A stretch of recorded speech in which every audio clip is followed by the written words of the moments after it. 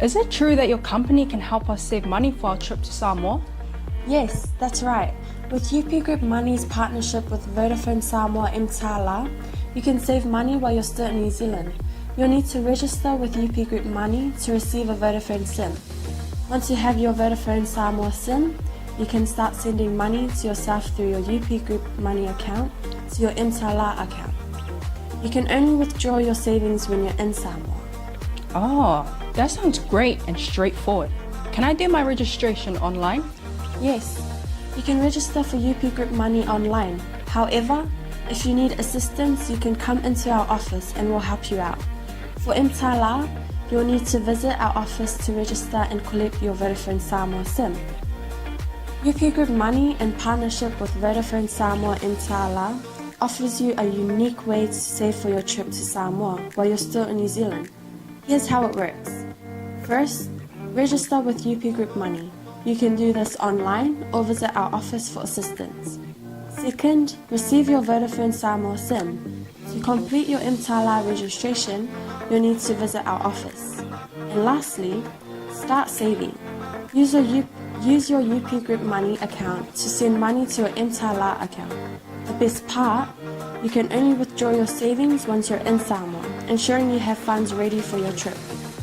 Wow, that sounds really convenient. I can't wait to start saving. Exactly. So why wait? Visit our website to register with UP Group Money today or stop by our office for any assistance. Make your trip to Samoa even more enjoyable with our hassle-free savings plan.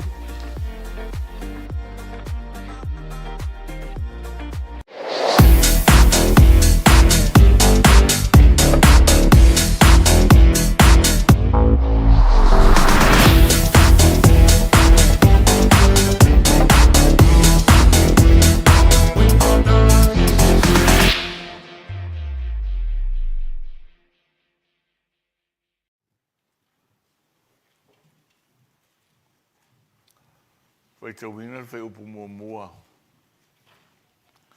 Whangata whai upu 5.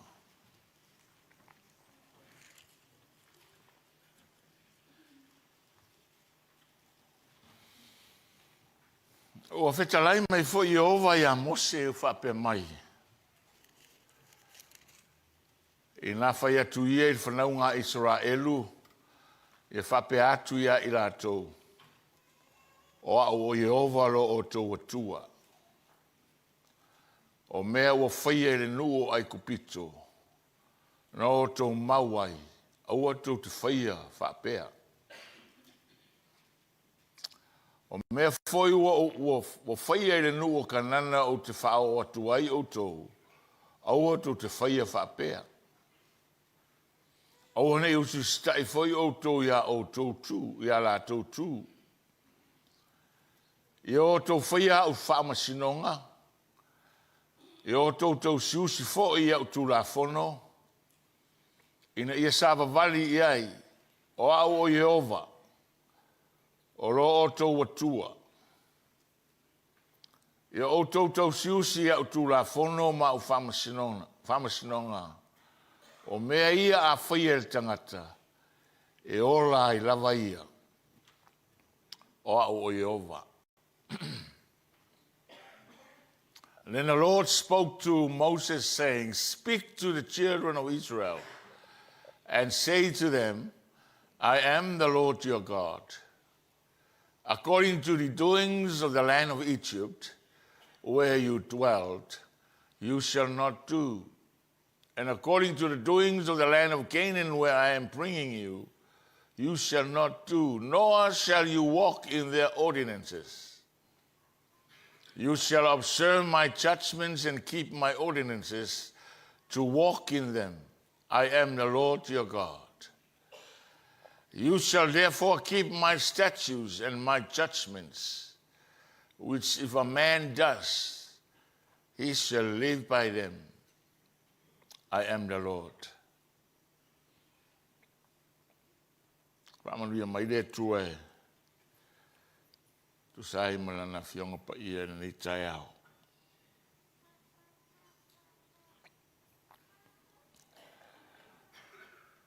O le whawhita uli Lea o lo whapea o nā whaau au pea I le larolangi le vai tau nei. Mai lava le amatanga o te loa e o I le ngātaanga e le mawhai o le struggle po le whawhitauri le e whapea o nā whawhea ngai pea ma le tangata ora le larolangi le nei. O tei le whurasanga le o so ia pasi. Ia pei ai whutau le lei ma le launga le nei tai au. Tā ua leo mau tonu ai pasi le aunga le whamantunga. Manino I lava o le whamantunga o le whamanatu.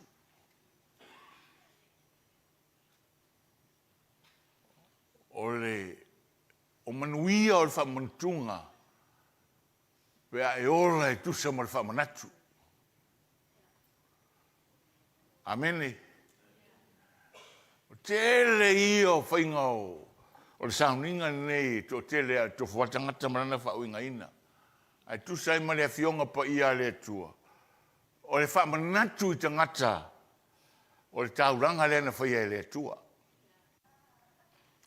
O manuia o le service lea. O lo iloa lea po ai oi tu tonu o le whamanatu. So that's what I'm speaking about today. O le whawhitauri lea mai le amatanga o te loeo o le ngātaanga le vai taua o amata onda toe vela foi. Sa whapea na awhia ai le larorangi te le whawhitauri na ui mai ai. A ua vai e fo o pe o toe o pe o se pe se eruption foi leo se volcano o toi tupu foi le larorangi ma o te loa o te tonu as long as humanity is alive on earth e le whailava na alue se whawhitauri lea sa o tala noa ai la mua o tala noa ai le tausanga le nei ona ina e whapea ona I loa e le kalesia e loa e le tangata whatuatua po ai tonu aia I le laurangi nei. So the topic today is identity crisis. Identity crisis. It's a massive problem. O le matua I matau tia e wholinga mai ua e le eise mea o tu tonu o lo wapea o na ngurue ai le mea lea. O le upu lea identity e whare ai te lea se upu e tasi wha SAMOA whauinga ai. Whauinga wha SAMOA po oi oe.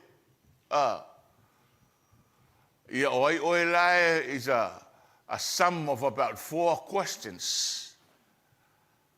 O lo ilo po oi oe whawhasili a saona tarina e tua ai mawai leo le mea ta o le identity.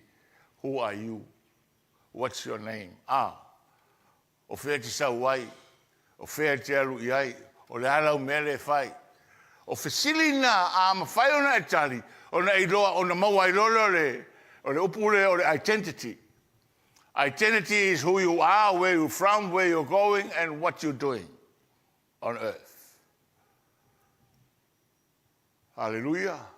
O le taua la. So se mea te alu ia ia. Wakulo passport. O ai o e fekta Hawaii. Amene. Ramenga sa Hawaii is you're a visitor, you are returning home. So. It's identity. Mai ana le amatanga e o le ngātaanga. O le whawhitauri le o lo whapea ona ta withi ma le larorangi. A vea ma lu I tau le kalesia Yesu. O le tau I vinga le o lo whapea ona a vea ma lu I tau e whasanga tau I le kalesia Yesu Keriso. Ona o le kalesia Yesu Keriso is a identity kingdom. Amene. Mai ale amatanga ina ua whai atu ia whatonu e le atua a tamu ma ewa la au umma ke rua ai ai au sa rua la au e au ane rua pai ai. Saura ngata whao so oso ia Ia ewa vai atu ewa o mandei a tere le la aure ai. A mataroi nao na ngalo ia ewa. Ke rope sa tau ia a tamu pea au a ngalo ia ewa po ai i la ua i luma o le tua. Whasiringia le tua ewa ve mai ewa o le ngata. O e whasiringia mua a tamu o mai a tamu o ewa. Whasiringia ewa ve mai ewa o le ngata. The problem began. Amen. Wale i loa po ai la ua e tusai ma le pongai na mafua ai i la ua mai le tua. Le reo o mai vai teimine nei. O le whawhitauria lea. O le tangata, man was supposed to be the true image of God. Sa vea o le whatusa o le atua, e paia, e tonu, e whamaoni. Amene. Le aise wha le tonu, e le oti foi. Whau e le atua e le oti. E o le whawawau. Wanei. Wha le tonu le mea ua. Wala le iloa le tupuanga. Whenumia i lo la tupuanga. Wale iloa. Talua iei le fua le la au. Whawhitauri lea mai a le amatanga civilization. O mai tangata papai Amerika o le numere tasi le whawhitauri, le racism Amerika. O atu i Afrika, apartheid system, another massive movement. Whapea rata atou o umatu. Au le whaawau ai o me le teimile nei. Amene.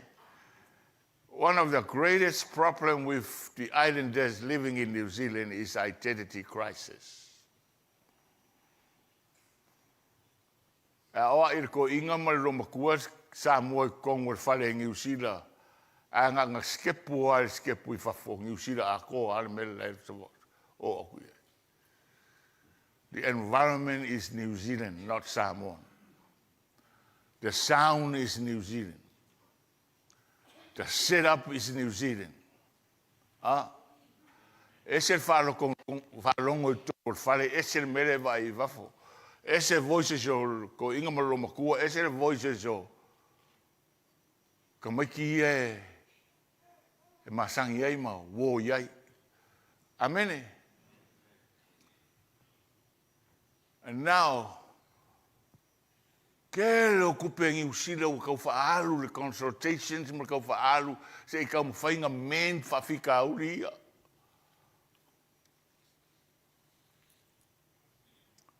E leo raunga nai whaatau la rangi nei o wa ole. Turanga nai o ale whaavavau o whapea. E o ale whaavavau o whapea. O le foi I koki alala mai lalo le ka ku ke loa ka ku whailonga rangu uma.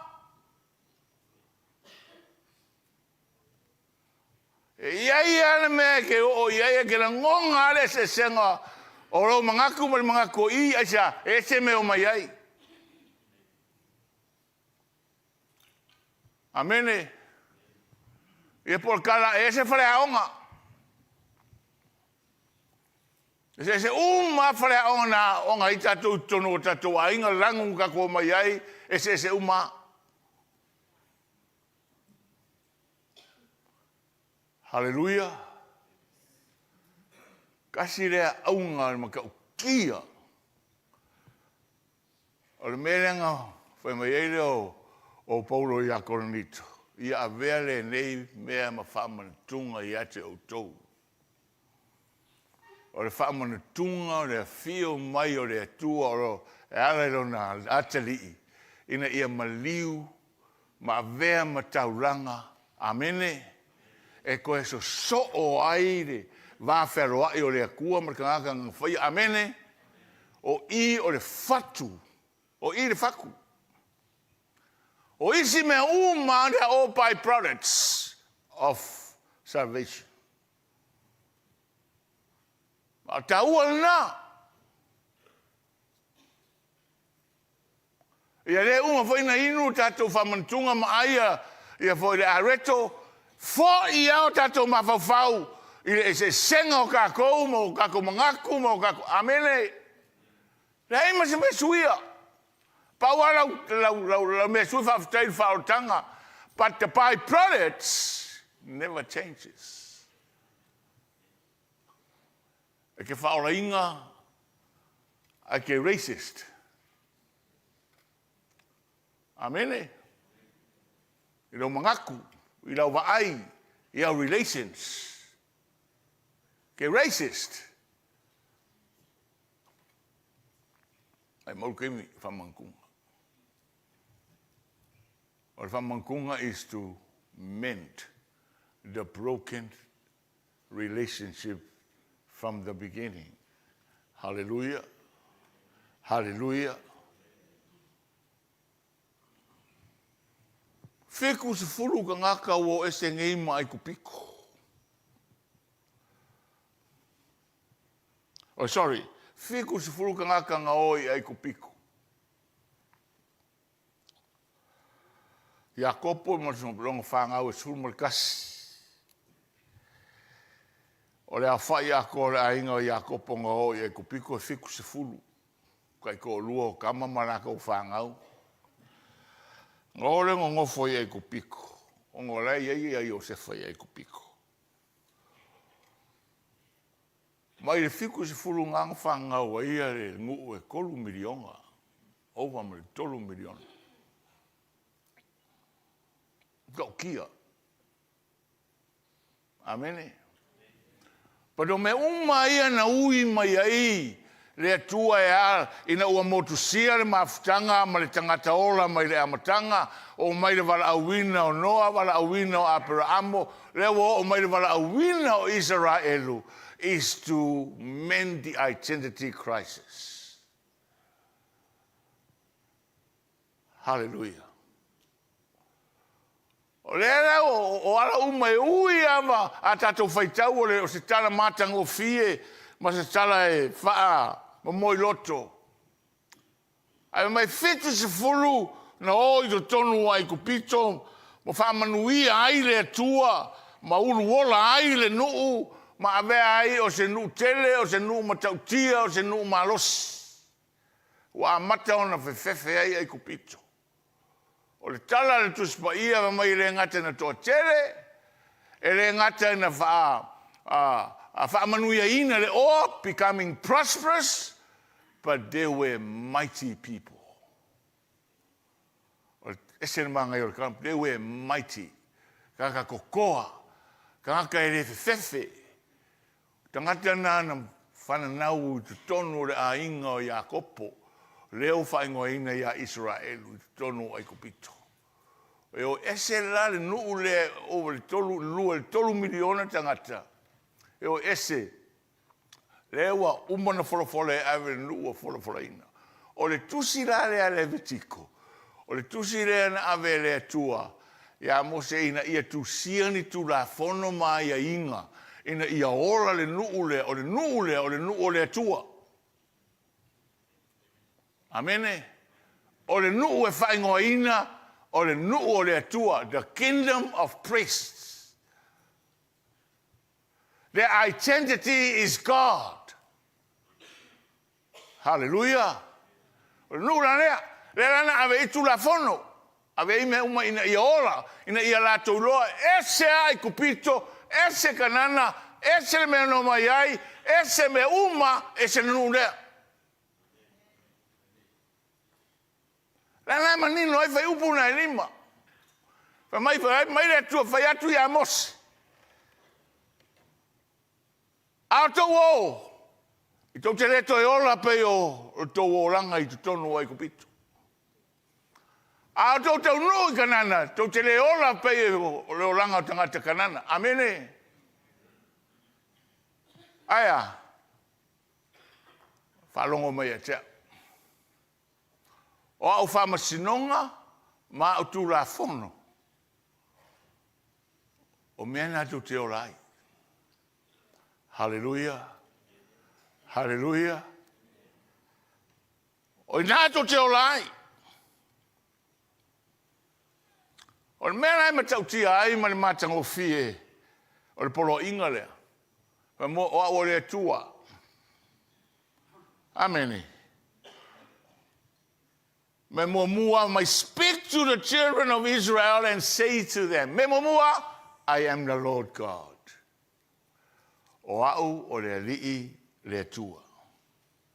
Fa upe fa, you keep my ordinances and walk in them, I am the Lord your God. Fa iu, o au o le li'i. Amen.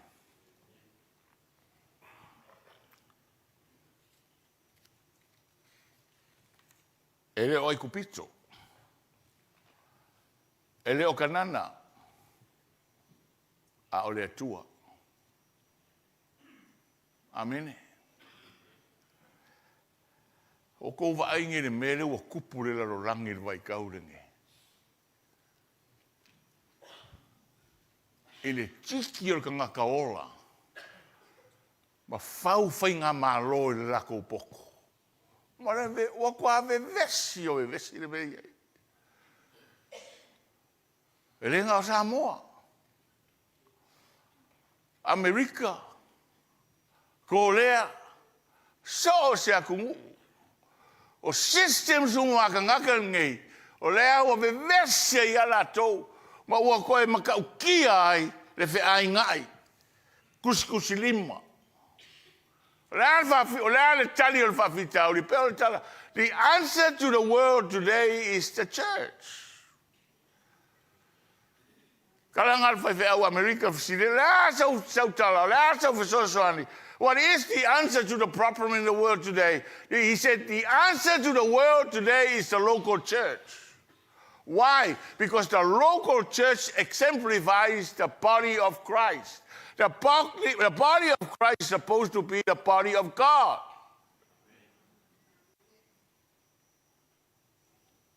Wa pau ale ole chino.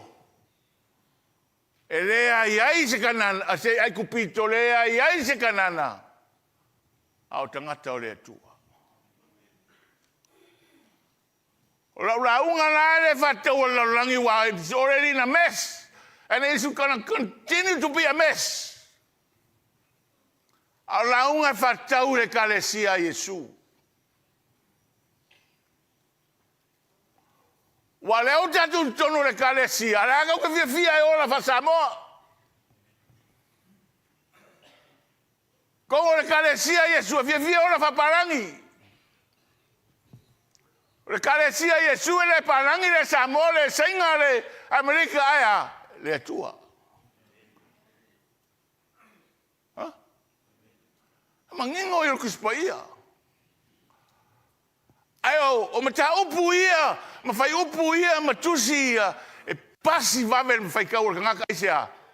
It's the reality of the identities. E fa'ale tuel ai ngaka.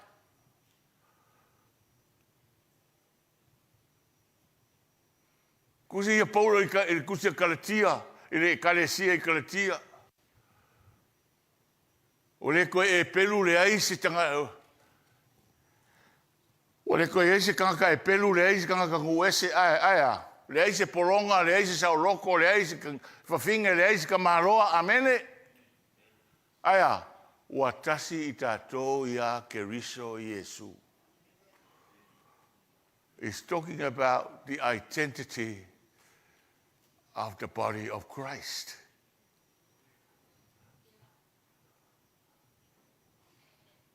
Hallelujah. O whawhita uri la leo tupu le vai taule nei. Ka ko ke e uman men ka ko mai ai, ka ko mai nga whanga mai o Samoa, i kuaku le Samoa, i seanga whanga wai o le atua. O whanga mai o le parangi ngo whanga mai o le sainga ngo whanga mai o le Mexico, a kuaku o ia ethnics o ai. o le tua. You getting what I'm saying? The origin of mankind is God. The origin na lenga sau Yesu na media inga e koe whafo i e ngaka. Hallelujah. Hallelujah. Mena tau o isa tala se taso whaife au. Perkala le whaife au lea. The gospel is not a message of health, wealth, and prosperity. It is a message of sin, redemption, and reconciliation. O whaseinga ngā le kalesia le i kei mingi. Whapea le kalesia Yesu ngā whai inga ia e malolo inga ilo kingo ma ia mawai au kupe ma ia kere ilo oa. No! Whakuinga le kalesia Yesu inga ia deal with sin. You know the redemption of God Almighty and the message of reconciliation. That's the core of salvation. Those are byproducts of salvation.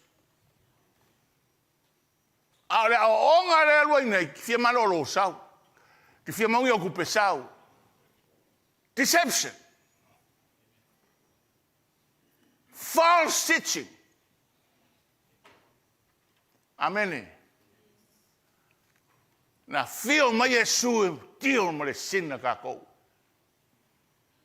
Ronga soi fua nga ave onga inga ia mawar faul kanga.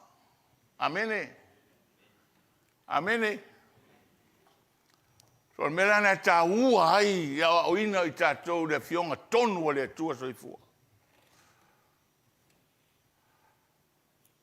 A whamanu ia ina o I tupe ona lo sa wali whamaoni tausi poro inga le tua lau ngalu. Ngai ke ngā lue ai. A se ilo kongi ke whainga luenga whamaongi lau pos. Those are byproducts of being faithful. Being faithful is part of redemption. Hallelujah. Ah? Melana rena. Whatonuina ai le tua Israelu. Le whainga maranga I Levitiko. Over kolu se lauma kupu kula fongo nga ave le kua ia mose kau se pingo ngu rea. Le lao. Over 300 laws. E le ai ma sesi o kako. E o kule 5 kula fongo wa le ai ma sesi kongo le whasa. There is no way we could keep the laws. Hallelujah.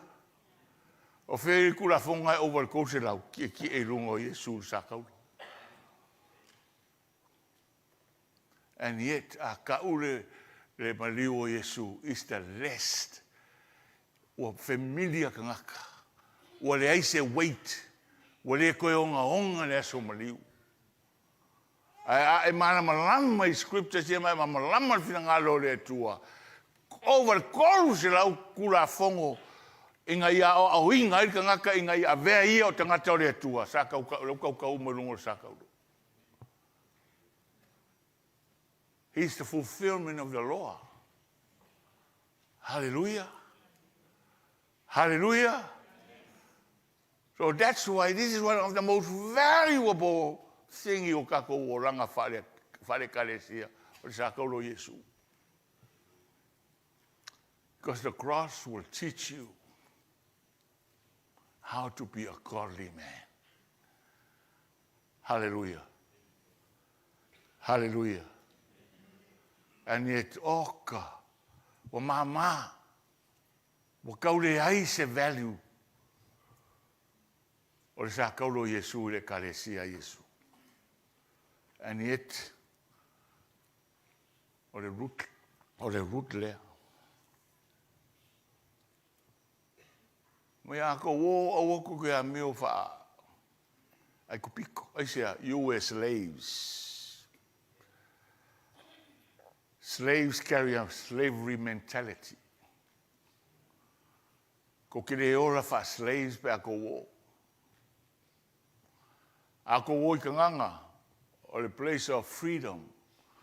Ko ke re ora fo I fa freedom people. Hallelujah. Aia. Aia. Ko ke ora I raro I fo kura fongo Iova. Fa masinonga Iova. Te ina ai o tau. Ina ia tangi ai. O Israelu o le nu o Iova. Amen. Amen. The answer to the identity crisis in the world today is the Church of Jesus Christ. Hallelujah.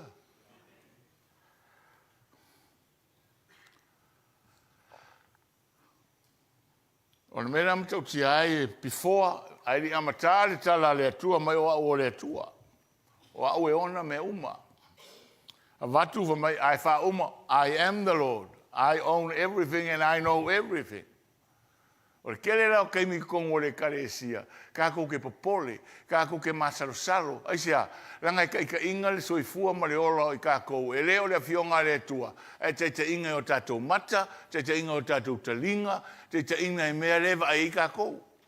That's the biggest challenge of Christianity today. Ngā vere o le fionga le kua o se mea mamaoa, o se mea e ke leo vaai aku iai. And yet, this is the most truthful thing you should heed. Hallelujah. E mua ona tātou whamoe mea tātou te vai ai, e whatua tua ina le leo e whalongo iai, a o mea pipelo.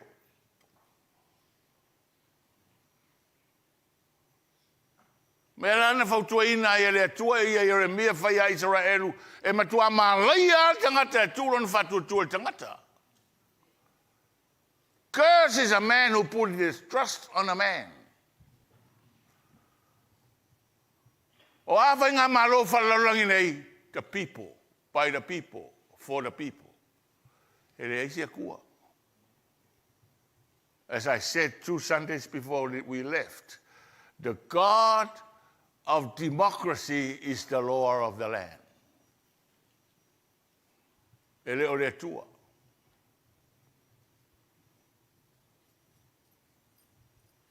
Me ranga whētu lau tala whe mai ale. Le awa o lai whairanga PhD o Victoria Pasta. Le lau winga lau kala. O whakua lau winga lau kala. Ranga o democracy e leo se system mai le tua. Mai roma le serial come a student. A whawhi whēra Samoa. Rasa utala ia Samoa lewe mai whawai le tua Samoa. A whaku whaingo whēra o kala. O le whawai ngā kusia ngai ko inga. Ngā whia o la ko roko ngau kangu mai kala le lei. Amene. Pe pasi ai mai. Ma la ko value inga le kua soifua e onga mea uma. Le rai o mai kusinga o le whawai le ngalo I ko inga ngāre ma kau kia o le kala le leia Iesu Keriso. A o le kemo kalasi le se mea le rangi o le mea a le rangi ngei. Saulfisi non kolu. E iai se so kanga wheku ke le. Pa ua leo le mea se Samoa ngi usina ma uskalia. Ongo Samoa mai I le premapo le whawai uptomua le whawai. Whawai le tua Samoa. Amen. O le te lera o le sesenga e ma fai e tangata o le o I tonu o le parimene a Samoa. Ona a fia o lato loto o tala le leia Iesu na vea leo I lato o nisi e fesoa soane I le amio tua I tonu o le parimene. O angei, ia o mkwa mala ale mea.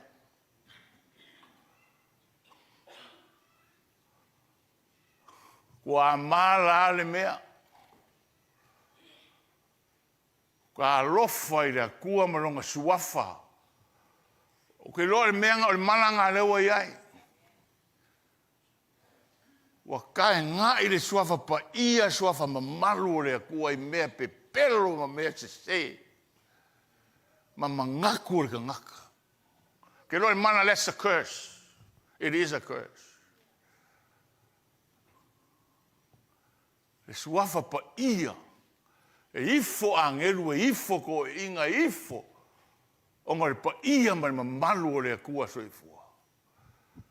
A sia mea kau le akua, sia mea kau le oka fefe. E kalesia. Aua ke ofo le kalesia pe ao kuku I mo leo. Mele ki kuai.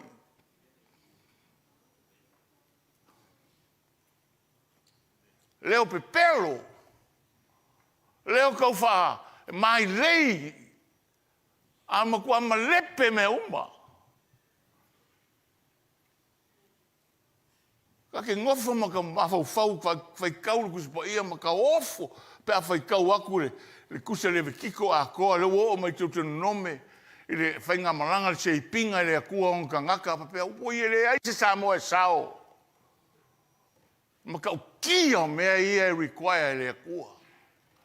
Ai vai ka longa le mele whai. Ia loko whewhe ngā. O ngore mala. O pu vale le akua so I suafo pa ia o le akua. E leo ai kupiko. E leo kanana. Kananga ka unga. E iei le saulokonga, iei manguia. Ai leo manguia ngā. E leo saulotonga. Aia, o le tua. Lea ka kuke iloa, a o longa sauloko ka ngaka o nga manguia. Ngalo le tua.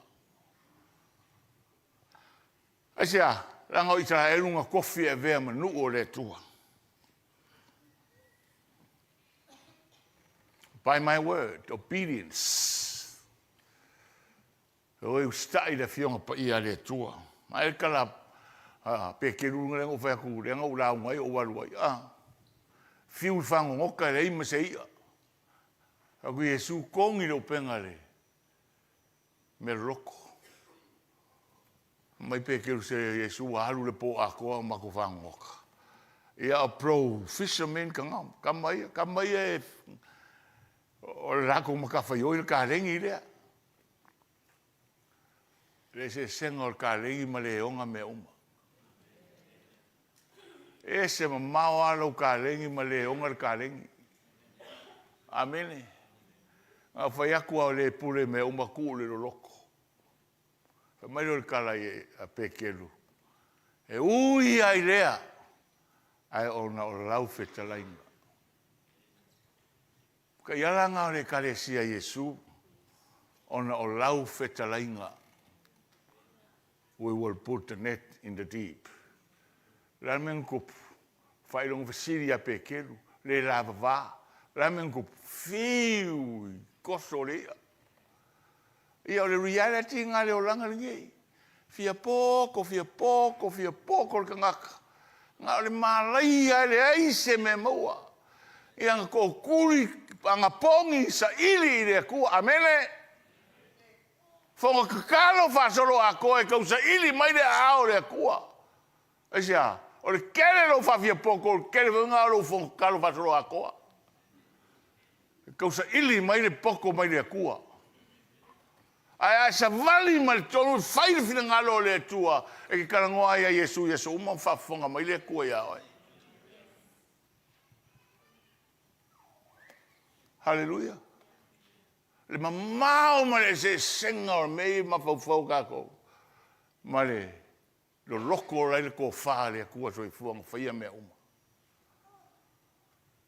Hallelujah. Umi se keimi o kau kala i yoange mua. Al kasi ngā maka upu whaavai o le kale sia Yesu lo rangenge. Amene. Leana, leo, tuse Ioane wa liu tino tangata le upu, wa ve Yesu Keriso ma, le tino le upu, amene. Mai oena, talia o ia na ia vatu iai lea manuia. Lea manuia. Wa vea foi le upu leo, se upu, kau whaasei ko kongo le larangi. Ia. O ka mai ki se su el manguia. Le manguia le se iria kako. Le manguia. O le kupe? O le poko? A ea? A me mai kusia yoanga i whamkaranga o Yesu.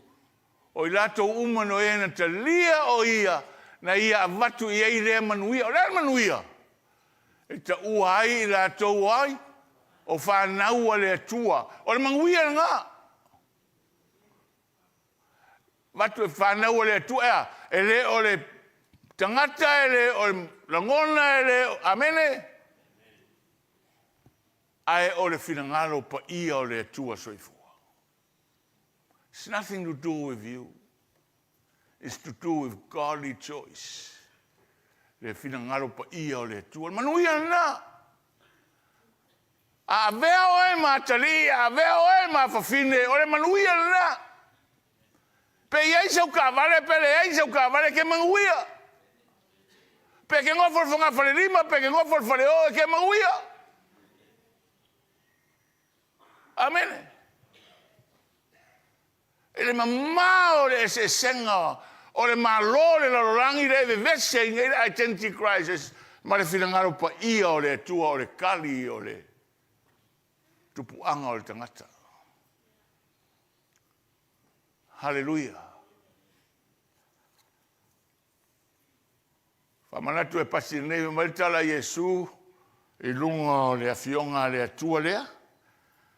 I will build my church upon Christ, o ia o le atalii o le atua soifua, kalanga pekeru, amene. Maroro o Yesu, upon your confession, I will build my church, and the gates of hell shall not prevail against it. I lunga o lau tautinonga, o Yesu o le alo o le atua soifua. O te fausia ina aila o e kalesia. E le mawhai e whai totoa o se oli o na manu malo ai.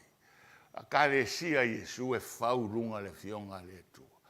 Le reku se iloa paulo le kalesia i kalatia o le ko iaise e peru pe ko iaise tangatandu ese pe ko iaise se tane po se whawhine po se polonga po se saoloto a uatasi i tātou i a keriso Yesu.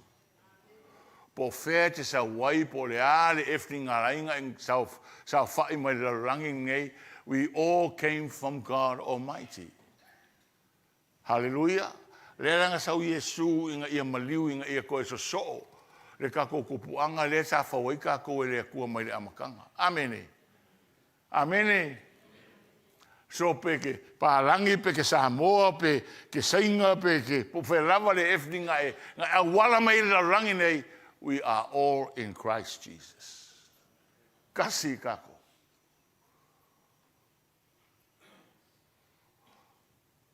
E leo e kupiko. E leo kanana. A o Yesu. Hallelujah. Hallelujah. Kalesia ngā Yesu.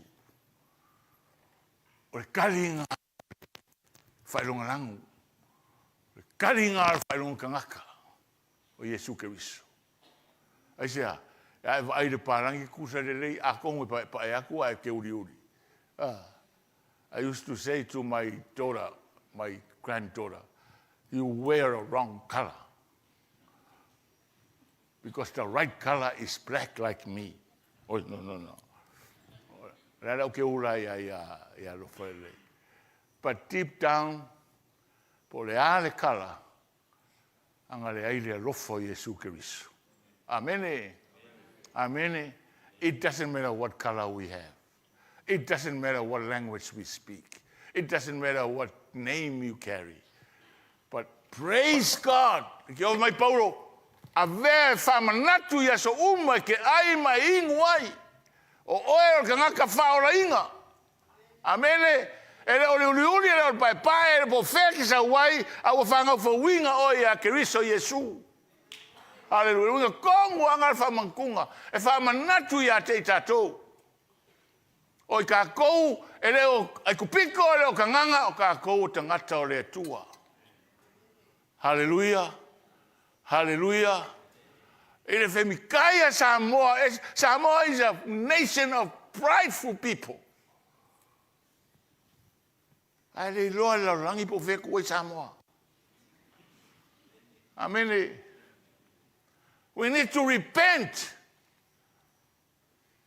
Mai ngā mea, amen.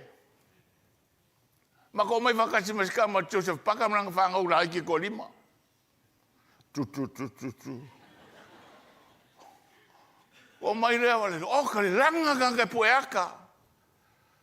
Koe kia o whongok sau se poe waka. Who is Joseph Parker, the servant of the living God? You know, oh my goodness. The world is just, you know, they go after what they see, what their eyes are telling them.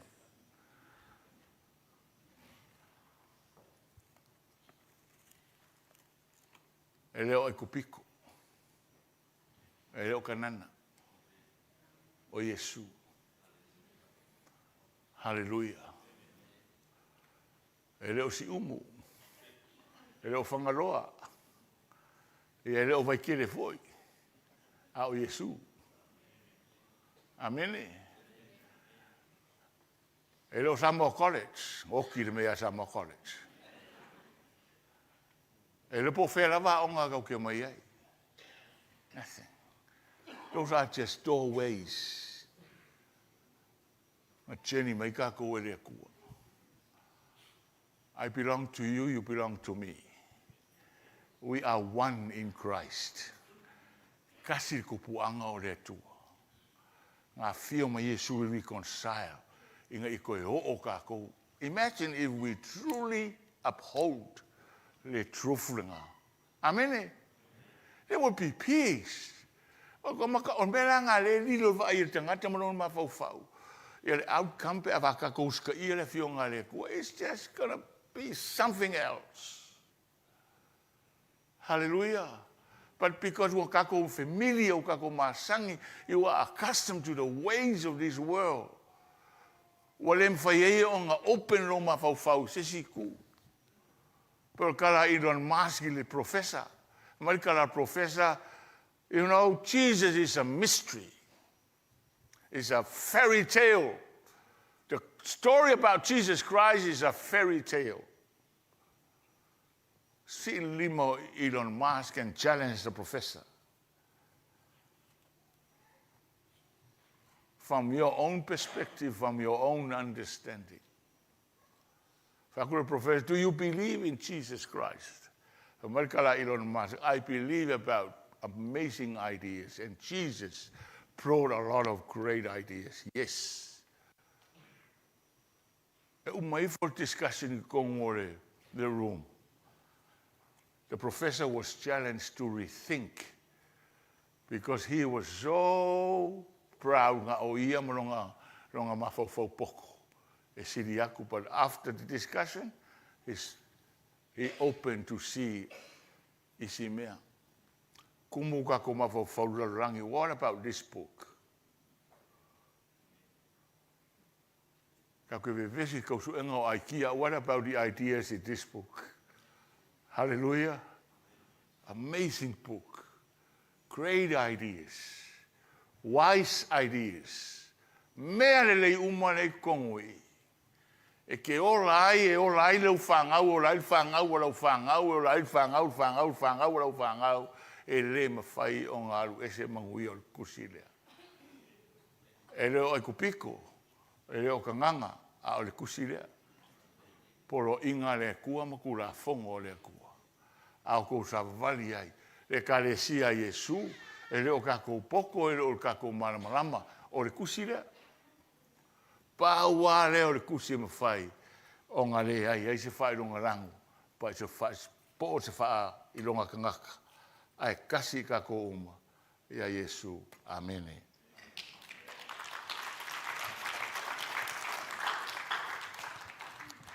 Ka tutula.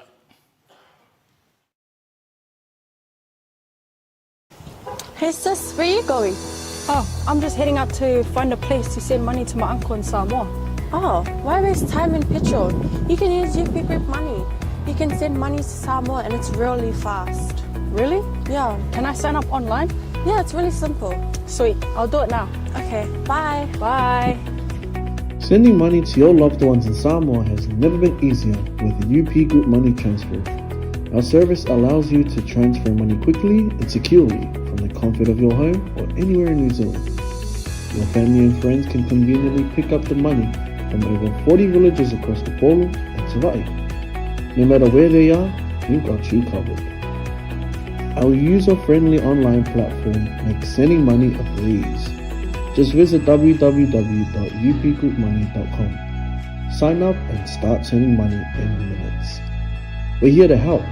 If you have any questions or need assistance with signing up or sending money, please don't hesitate to contact our friendly support team at 09558-2896 or 0800-877-328. Or visit us in the office at 6/22 Station Road, 𝚟𝚑𝚙𝚢𝚅, Auckland 1062. Experience the ease and reliability of UP Group Money Transfer today. Your family and friends in Samoa are just a few clicks away from receiving your support. Visit www.upgroupmoney.com now to get started. Hey, is it true that your company can help us save money for our trip to Samoa? Yes, that's right. With UP Group Money's partnership with Vodafone Samoa 𝚘𝚘𝚢𝚘, you can save money while you're still in New Zealand. You'll need to register with UP Group Money to receive a Vodafone SIM. Once you have your Vodafone Samoa SIM, you can start sending money to yourself through your UP Group Money account to your 𝚘𝚘𝚢𝚘 account. You can only withdraw your savings when you're in Samoa. Oh, that sounds great and straightforward. Can I do my registration online? Yes, you can register for UP Group Money online. However, if you need assistance, you can come into our office and we'll help you out. For 𝚘𝚘𝚢𝚘, you'll need to visit our office to register and collect your Vodafone Samoa SIM. UP Group Money, in partnership with Vodafone Samoa 𝚘𝚘𝚢𝚘, offers you a unique way to save for your trip to Samoa while you're still in New Zealand. Here's how it works. First, register with UP Group Money. You can do this online or visit our office for assistance. Second, receive your Vodafone Samoa SIM. To complete your 𝚘𝚘𝚢𝚘 registration, you'll need to visit our office. And lastly, start saving. Use your UP Group Money account to send money to your 𝚘𝚘𝚢𝚘 account. The best part, you can only withdraw your savings once you're in Samoa, ensuring you have funds ready for your trip. Wow, that sounds really convenient. I can't wait to start saving. Exactly. So why wait? Visit our website to register with UP Group Money today or stop by our office for any assistance. Make your trip to Samoa even more enjoyable with our hassle-free savings plan.